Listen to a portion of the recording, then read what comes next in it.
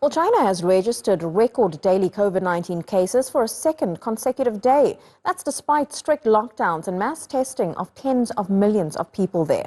There were more than 32,000 new infections Thursday, putting further pressure on President Xi Jinping's zero-COVID policy.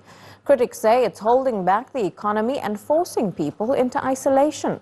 It's also led to growing discontent and even public protests, including a riot at the world's largest iPhone factory in the city of Zhengzhou, where a 5-day lockdown is now underway.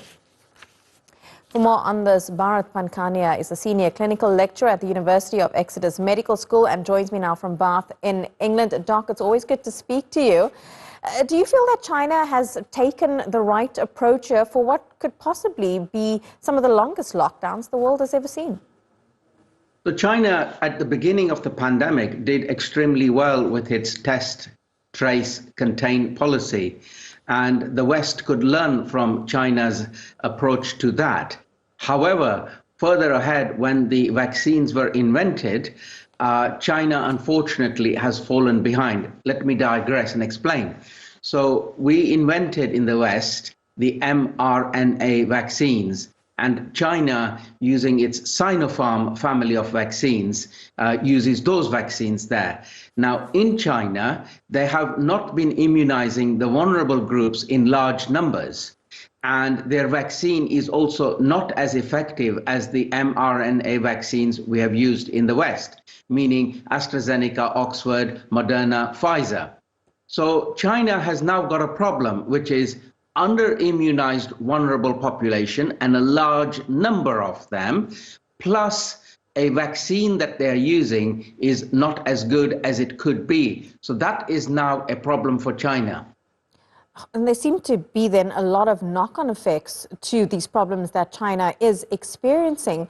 What are the long-term health implications? Because even countries that are now mostly out of lockdown, especially in the Northern Hemisphere where it is starting to get a little bit cooler, there have definitely been more respiratory diseases out there and many more people falling ill as the weather continues to change.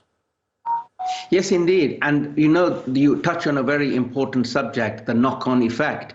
So when the Chinese population note that there is a World Cup going on in Qatar and thousands of people are out and about and mingling, and the Chinese population is told, no, lockdown for you, that's not good news, because people will eventually react against their government. Plus, what the government can do is learn from the West, which is use the vaccines that have been proven to be more effective, work better, and give longer lasting immunity, i.e. the mRNA brand of vaccines. Because otherwise, China is also an interconnected world with us. It produces a lot of goods, the microchips, parts for televisions, radios, cars, etc. So if China shuts down, the knock-on effect is also for other countries which trade with China. And Doc, you talk about the interconnectedness of China to the rest of the world.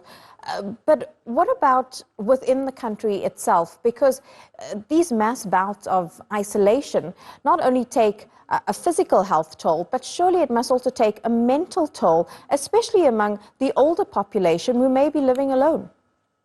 Oh, absolutely. You are absolutely spot on. And whilst we may only get a picture of what's happening in Shanghai and Peking, the large population areas, a large part of China is rural. And when you are in isolation, lockdown mode, of course, it has a detrimental effect on your health. And we mustn't just measure deaths as per COVID. There are deaths because of that isolation, that mental illness, that cancer that wasn't diagnosed, that heart disease, and so on. So there are, as you say, a lot of consequences for these prolonged lockdowns when actually you could change course and say, we're going to use the best vaccines available. And the best vaccines available are the mRNA platform of vaccines that we have successfully deployed in the West.